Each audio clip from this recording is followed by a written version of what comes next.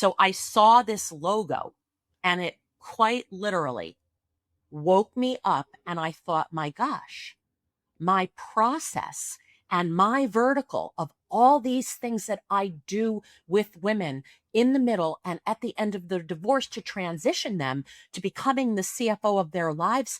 The process is an actual product. And P.S., it's a little safer to refer if you're a lawyer, an accountant, and you worked with somebody during the divorce and you know they're super capable financially during the divorce. How do you know that translates into them being good at managing assets? I can't wait to introduce you to Knowing Me, Knowing You, the Know Me podcast where the future of financial advice starts with discovery. We're bringing you candid conversations with top industry leaders, innovators, and behavioral finance experts, exploring how wealth managers can deepen client relationships, personalize advice at scale, and drive real business growth. Because clients don't just want financial plans, they want to feel understood. They want to be known. Stay tuned, subscribe, and get ready to transform the way you connect with clients. Know Me, transforming discovery into growth.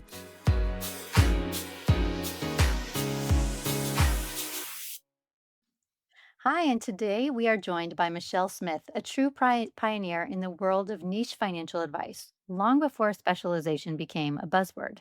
Michelle was building her practice around one of the most complex and emotionally charged life transitions, divorce, starting back in 2004. As a leader across multiple ventures, including Savant Wealth Management and Wife to CFO, Michelle has spent her career helping clients navigate uncertainty with clarity and purpose. She's widely known as the divorce consigliere, but her impact goes beyond a single niche. She's helped shape how advisors think about differentiation, client trust, and delivering meaningful value in moments that matter most. Today, we're going to be diving into how niches have evolved, why they're no longer enough on their own, and what it really takes to stand out and signal value in an increasingly AI driven world. Welcome to the Knowing Me, Knowing You podcast. Happy to be here, Marla. I am so delighted that we met. You are just so full of energy. And from the second that I interacted with the very first time, I recognized how important your clients are to you. You really live to help your clients, and it came out in every single interaction we had. So I'm so pleased you're here. Before we kick into the questions, we always start with what excites you about the moment we're in right now, about the future of wealth management. Well, women are having a moment right now, right? Every Yeah. firm, like we're popular. Women investors, women advisors, we're finally popular, Marla. And, every firm has a women's initiative now, it seems, a wealth transfer deck, a niche page. And, you know, the wealth management industry's had decades to get it right. And finally, here we are, top of the eighth inning, right as the largest wealth transfer to women is happening.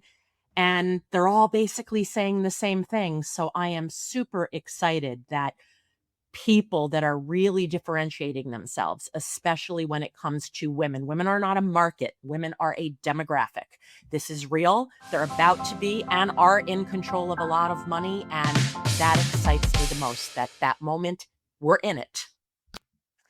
We are in it. It does feel like we've arrived, and we all feel it. There's so many events. You can look anywhere, and there's several events generally sponsored by a wealth manager in any city in order to get in front of women. You started specializing in divorce all the way back in 2004, before niching was so trendy as it is today in the wealth management industry. What did you see back then that the rest of the industry is only now catching up on? Well, it was 2003, and the most successful advisors in my branch office, I was at a brokerage firm back then, they had a specialty. And in fact, they weren't really called advisors. They were called producers, right? I'd love to eradicate the word. I don't know what we produce. Anyway, there was a specialist. The people that did the best, the advisors that did the best had a specialty. We had a muni bond king. We had a woman who had this incredible niche specialty in retirement plans for insurance companies. And it wasn't Groundhog Day for them on January 1st of every year with their business plan like it was for so many other people, me included at the time. I felt like I was always starting January with like these great plans and visions, but they were changing all the time. I didn't have anything to build on from the year before. And all they were doing for their business plan for the upcoming year was diving deeper vertically into their specialties. And I was noticing how they were the trusted advisor because they had a vertical niche that was deep. They knew it. They knew it like the back of their hand in their sleep. And they had lawyers and accountants referring to them because they were known for their deep expertise within a specialty.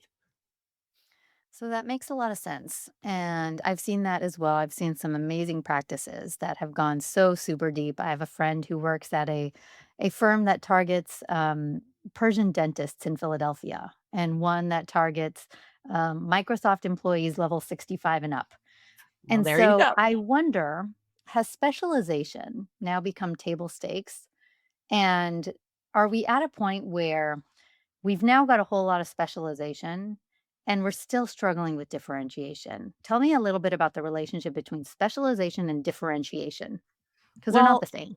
they are not. So specialization kind of signals to a prospect or a COI what room you're in, right? But it doesn't tell them if you really know how to deeply help them and solve the problems of the room they're standing in, right? So I use my wife to CFO analogy with women and I say, look, you can Google and AI a page of questions to ask an advisor. That'll get you to the financial table, but you got to have something deeper to keep you at that table. So when the answers are given to your initial questions, you actually can go a level deeper. So anyone can put divorce on a website or, I specialize in dentists or Microsoft on a website, but few have built the actual infrastructure, right? The things underneath it that give that advanced signal of value and depth of specialty. That is differentiation, Mm. that you have something underneath it. I love it. That is exactly in line with, I think, how we're seeing the market as well. You have to give value first. And most advisors they take first, and then they have a very long meeting, and then they only then start to give. But it's very much about first tell me how much money do you have, and tell me how is it concentrated, and where are you working, and what are you going through? And that doesn't give much value to the prospect. And so I love that hypothesis that it starts by giving value. So it's definitely in line with how Nomi sees things. We kind of start with help you understand you first. And then when you understand you better, you can get more value out of me. So with that, I want to take a moment and just ask you, tell us more about Wife to CFO. So you built this infrastructure, and I think it's worth talking about. Like, help us understand, what does that look like in your practice? Yeah. So 10 years ago, I woke up in the middle of the night and I saw the letter F connect the word wife to CFO. And I realized that that 1 year, sort of like at the end of your divorce, as you're transitioning into needing to pick the investment advisors, the new accountants, the new attorneys, whatever, whoever your new financial team is. Because as you know, most women after a divorce, like widows, like kids who inherit money, they get rid of their old suite of advisors, right? They want to start fresh, new people who are actually listening to them. So I saw this logo and it quite literally woke me up. And I thought, my gosh, my process and my vertical of all these things that I do with women in the middle and at the end of the divorce to transition them to becoming the CFO of their lives. The process is an actual product.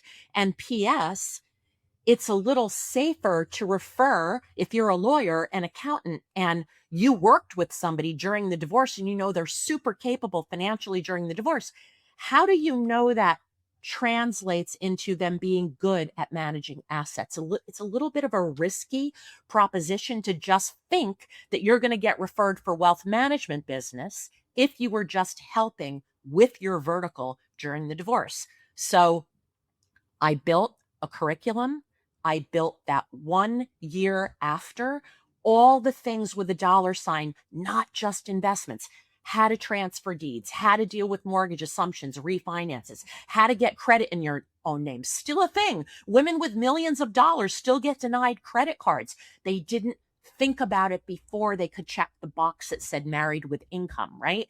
So it's all these things that we were helping them with, including critical education, stripping jargon out of investments, making this accessible, building their infrastructure of a confidence, like one question at a time, helping them identify the questions they didn't even know they had. How to identify the real risks in your life. Sometimes that's lending money to a friend, you say loan, they hear gift. So I sat down and I wrote down everything we do with women, not leading with investments that add value to that chaotic time of transitioning from you weren't in control to now you have to be. And that cannot happen overnight. I love that. And so, as they're going through this incredibly major life transition, you talked a lot about the tactics, building credit, and making sure they understand where all of their allocations are.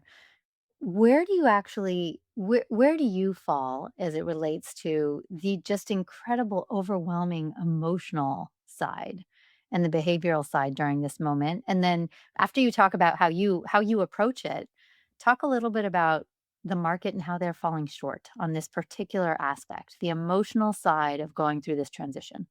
Yeah. Well, as you know from your company and your experience, we cannot ignore behavior and biases and default things that we're going to resort to when we're in fear. So a divorce is not just like, it isn't just looking at spreadsheets. We're managing fear. And by the way, that's the same for women and men.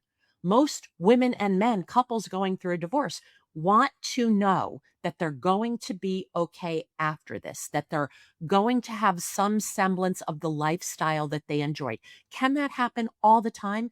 Dollar for dollar, what you enjoyed as a married couple? No, but how can you assure somebody and work with them to uncover what their non-negotiables are? What are the things that are going to make you feel the best, as whole as you possibly can on the other end of that? And then where I fall in, which is different than just a regular financial advisor that doesn't have a divorce specialty, is, hundreds, bordering on 1,000 divorces I've dealt with over the past 20 to 30 years. Really knowing that a financial plan on paper might be the right numbers, but if that doesn't map into what's going to happen in the distribution and equitable distribution or community property laws of your state, it doesn't matter what that financial plan says. So I swoop in. You use the word consigliere in the beginning. Really, that's what I am. I'm linking arms a lot of times with the women who were not in control, did not have financial transparency with money, and I'm helping them ground and root in the things that matter, in what will probably happen in this divorce, right? It's not just a legal process, it's also a financial uncovering and really understanding how to make the decisions. So many women feel like a deal was crammed down their throat, which leads them to not always trust the divorce attorney 100%. And what they're really saying is, I don't trust me to make those decisions. So I swoop in, I educate in this crisis moment. I mean, we don't have the luxury of taking 5 years to learn. A divorce is a divorce is a divorce, and you're often not going to have all that time to feel completely comfortable. So you got to link arms with the team around you that's going to help you navigate this as best you can in a relatively short period of time. As you're speaking, I'm kind of thinking, do you have any anecdotes of a woman who came to you? And maybe she was already working with an advisor. Maybe it was her prior advisor she shared with her husband. And that component of it was just off. She didn't feel understood. She didn't feel as though she could build trust. And she was going through so much on her own. And how did you help her kind of navigate that transition to rebuild trust, not only in you, but in herself by understanding those things, what matters to her, and where she actually wants to point her priorities in order to move on into the next stage of her life? Yeah. So I would say an anecdote or a quote I hear all the time is, for whatever reason, I can hear you and understand what you're saying. I don't know if it's my style. I don't know if it's necessarily good content, right? Sometimes you can just hear things differently if you're not listening to your husband or your father or your brother or your mother. Sometimes just having someone make it shame free, shame is big for women that gave away their financial control. They come in and they feel ashamed that they don't know what their name is on, that they don't understand this, that they let go of control of this. And now they feel like they're scrambling, they're a sitting duck, money must be hidden. So, really, it's a matter of just meeting them exactly where they are, stripping the jargon, making this about their life. What is the cost of your life going forward? What do you need in order to achieve that? How do I help get her out of fear, right, into, okay, I can breathe here a little bit. I can start to envision what next year looks like, the year after. Helping her make her list, right? Let's say a budget, the dreaded B word, needs to be adjusted. We don't say downsized. Downsized feels crappy, right? How do we adjust and right size it? Let's look at the assets you're going to have. Let's look at the income you're going to have, whether it's your own earned income, a combination of your own earned income, investment income, child support, spousal support. What's this pot of money? What is the sustainable amount that you can fund your cost of life with? And then within that, if something needs to be right sized or adjusted, let's not adjust it across the board, 20% cut or 10% cut everywhere. Let's adjust it where after your 4 or 5 non negotiable categories, it's okay to let the other stuff go because you still feel as whole as you possibly can. What if financial planning wasn't just about numbers, but about you, your values, your goals, your vision for the future? Nomi is transforming client discovery for wealth managers, going beyond assets and risk scores to uncover what truly matters. With behavioral insights and real-time data, Nomi helps advisors personalize advice, build deeper connections, and grow their businesses. Because the best financial decisions start with knowing you. Discover the future of client engagement at nomi.com.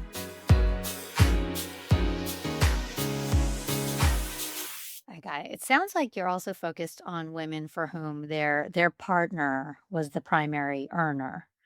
And is your niche also very specifically that woman who kind of is transitioning from that type of a marriage? It was 20 years ago, but more and more women are in my client base that are out earning, right? It's 20 years later. I'm doing this 30 years and, women, workforce, making more money.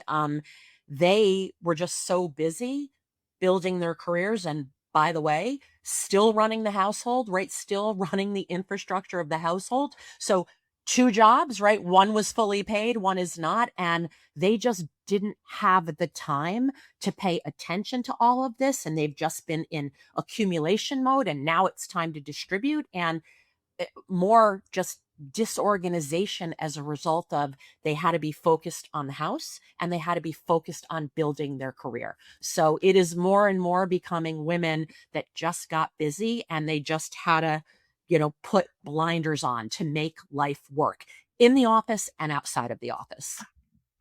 I think it's a great message to the people listening here that a lot of divorcees, people who are going through this transition, are already feeling like they may have been taken advantage of. And so the role of the advisor is to recognize that and to build trust by understanding they may feel that of you too. How are you going to actually listen and address the fear so that they don't feel like they're being taken advantage of, and they feel like finally there's somebody in their court that's guiding them and educating them. Does that resonate? Yeah, I mean, it's a huge thing you're raising, right? And especially if there was betrayal, infidelity, financial betrayal, financial infidelity. Women who find out that the estate plan change that they signed 2 years ago was really divorce planning. Think about that for a minute. This person that you've lived with for 20 years, you've trusted that person to handle everything.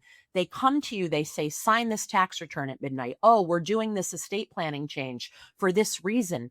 Like that knocks you flat. You feel like the person you could trust, there was some infidelity, and maybe there was infidelity in the relationship. You are so,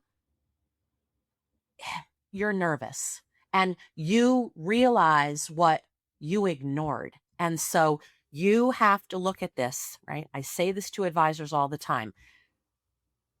You may have to revisit things 3, 4, 5, 6 times. One, if she never dealt with the money, she's in a crisis. Even if she just got divorced, she's not going to remember every concept you went through in meeting one, right? It's like telling somebody with dementia or Alzheimer's, remember, I told you that yesterday, right? It's really just slowing the cadence and the pace down, focusing on body language, focusing on what signals you're getting, and knowing that repeating it is okay. It doesn't mean that she's not capable of understanding. When did you first present something? Right? Even women who quickly did a new estate plan right after their divorce, you got to revisit that in a year. You don't know if those trustees are still right there. You're just doing it for triage to make sure that if you keel over, he doesn't get the money that you just fought for. So it's really the guts of a transition, the fear it brings up. By the way, it also brings up tremendous feelings of freedom and independence. It's all there. It's chapter 2 is loaded with a lot of emotional. You have got to be able to learn emotional intelligence and be patient. I love that. I think would love to transition to something else. So you have had an incredible business driven primarily through referrals. A lot of women that have worked with you have spoken to other women, and you're also now doing a lot more experimentation with media. And one of the challenges that our industry faces is that we talk a lot about personalization and living your most fulfilled life, but it still feels like everything we get in the mail, in our inboxes, in our social media is generic. It feels like you could slap a logo on any of it and it really doesn't matter because they're saying the same thing. How are you thinking about generating the right type of attention and demand and pulling more integrity into actually deepening the way that you are connecting with the audience you want to connect with? You have to learn it. You can't, right? Personalization has become a checkbox, in my opinion, right? Your name, your age, how much money, your risk score. Done. Check. Even maybe firms that lead with behavioral finance, right? Okay, this is your bias. Well, maybe, yeah, it's there, but there's also other things at play. So, nobody's plan, certainly a recently divorced woman, should be predictable from an intake form, right? And if you can guess someone's financial plan from just these boxes that they check saying divorced, right? That's not personalization. That's like a segmentation dressed a little nicer. And so the reason I can tell the difference, right? The reason is repetition, right? I've sat across from hundreds of women in the exact same on paper situation who needed completely different things from me, even if they had the same amount of zeros and commas in their net worth. They were the same age, the same zip code, right? Pattern recognition to truly personalize. It's pattern recognition. That's the game, right? It's not a form. It's not a checkbox. It's like judgment from the volume that you've dealt with. And so you can't just pretend at this. You have to learn whatever it is you're specializing in. It took me 2 entire years to real I went and sat in divorce court for a summer on Fridays. I wanted to understand why women were walking into my office from my seat, kind of they gave over financial process control to their divorce lawyer just like they did their husbands. I wanted to understand what was happening. That led me to, oh, American Bar Association. There's lawyers have to go get their continuing legal education credits. I should probably go sit in on those. Really understanding the legal process of divorce, the financial issues that surface, what is really going on, why is there still a gap, and why are they walking out from their settlements not really understanding how they got there. So any personalization has to be rooted in pattern recognition from the volume of things that you've done. Otherwise, it's a checkbox. I love that you started with you have to learn it. You have to learn it. You have to Learn it. learn It's each work. and It's every work. yeah, each and every scenario is different because each and every woman, marriage, situation, circumstance is different. And even if you understood, like you said, I love that you said, even if you understand everything on paper, it's still not going to be the exact same. They all are going through something different. And that is very much at the heart of what Nomi's all about. So it's very much about if you're going to serve me, you really have to deeply know me. And that is the only antidote to generic templated advice. And so I love that you're kind of you're serving a pretty broad market even within your niche. And you're saying, look, I've niched down really tight, and even within this really tight niche, every woman, every situation is different. All right. Everyone's different. Yeah, I mean, you have to as an advisor, you have got to surface the things that are deeper than the presenting issue, the presenting fear, the presenting number. You have to surface what's deeper, and you can't surface what's deeper unless you know it. No different than when I tell a woman, yes, you can elbow your way in to the financial conversation, but how are you going to stay there? I need to educate you to stay there so you can say yes or no from a grounded knowing so you can be building your infrastructure of confidence. Same thing with an advisor who specializes. It's a process. Makes sense.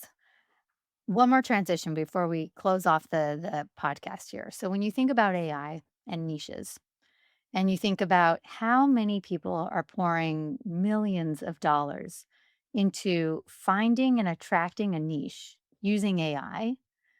And in my personal opinion, I feel like when you are using AI as a proxy to build your niche, the data feeding that AI is only as good as the data that's on the public web. Your niche is probably not going to be that great. How are you looking at using AI, as you're just thinking about that organic growth and building a business use case? So for me, AI raises the floor, right? It raises the floor. It surfaces some directional things. That then raises the bar for the human layer, the judgment. In my case, with my specialty, how to negotiate, how to even have a better relationship with your lawyer. What are the emotional things that are going to come up?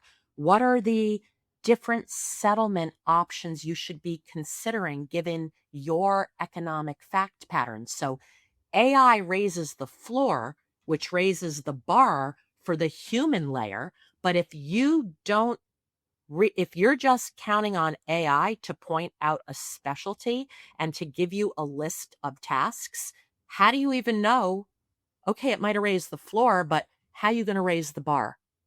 You have to have that human layer bar raising, which AI does support by raising the floor. That's how I use it. Makes a lot of sense. So, our final question, Michelle, what is an instance in your life or a conversation you've had that has totally changed your personal relationship with money? Oh, that's easy. When I was a teenager, my great grandmother, who had to kick her husband out because he was physically abusive, and she was off the boat from Sicily and in this country for 5 years, and she just knew she couldn't have that and have her 3 children watching this, and she didn't have any money, but she threw a tarp on his pool table. She knew how to sew, and she started making dresses for the doctors' wives when they went to their dinners at the country club. And she figured it out. And I was a teenager, and she looked at me and she said, "Don't ever get too far away from your own paycheck." What a great lesson from grandmother. I love that. Thank you for sharing it, Michelle. It's been a very powerful conversation with you, especially your perspective on niches and how they've evolved, the difference between specialization and differentiation and personalization, and what it really takes to stand out in a world where everyone is claiming that they can connect. Everyone's claiming they can help. It really comes to, can you really? You have to learn first. I love that you said that. You have to learn it. Your work highlights something we talk about a lot on this podcast. It's understanding someone's financial life isn't just about the data. It's not what's on the piece of paper. It's about the context, the emotion, the timing. Advisors who listen to this learned a lot about what women in divorce are going through, what it means and what it doesn't mean. It still means that you need to get to know each and every individual. Advisors who truly meet clients in those moments are the ones who are going to define the future of the industry. Where can our listeners, whether it is a woman navigating her own divorce or an advisor who wants to kind of look at what you're building and learn a bit about wife to CFO, where can they learn more about you? You can get on Savant Wealth Management's website. It's www.savantwealth.com, and there will be a tab that you can click on that you can get to me through my bio on there or the Wife to CFO tab. You can also email me directly at msmith@savantwealth.com. Fantastic. Listeners, if niches are now the norm, what are you doing to truly differentiate and show value before the first meeting even happens to make sure that you are building that human connection? You're raising the bar. If this conversation sparked something for you, ask yourself, does your financial life reflect what matters most to you? If you're an advisor, are you truly understanding your clients at that level, the level that Michelle spoke so beautifully about? If you learned anything in this podcast, please like it, share it, rate it, comment on it. All of that activity helps us reach more people and bring more of this great content to you. Michelle, thank you so much for being here. Thank you. I loved it. Thank you for joining us on the Knowing Me, Knowing You podcast. If you enjoyed this episode, share it with someone who needs to hear it. And don't forget to subscribe, rate, and review. Your support helps us bring more transformative conversations to you. Until next time, keep discovering, keep growing, and remember, you're in control of your own financial story. Follow us for more conversations on financial confidence, self-discovery, and the future of money.